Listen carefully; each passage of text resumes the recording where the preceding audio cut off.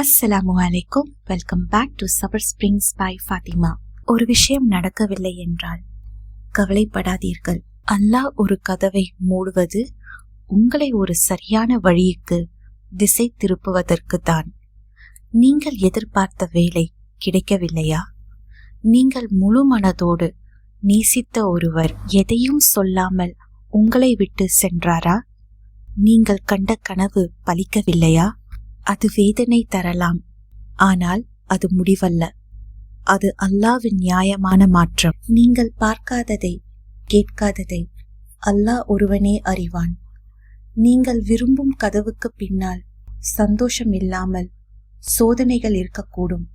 அதனால்தான் அல்லாஹ் அந்த கதவை மூடிவிடுகிறான், கஷ்டப்பட அல்ல. அதனால் மனம் விட்டு சொல்லுங்கள், யா அல்லாஹ், என் ஆசையை விட உன் நாட்டத்தில் எனக்கு நம்பிக்கை இருக்கிறது. ஏனென்றால் அல்லாஹ்வின் நாட்டம் இல்லை என்றால் அதுக்கு பதிலாக ஒரு சிறந்த வழியை உண்டாக்குவதற்கே.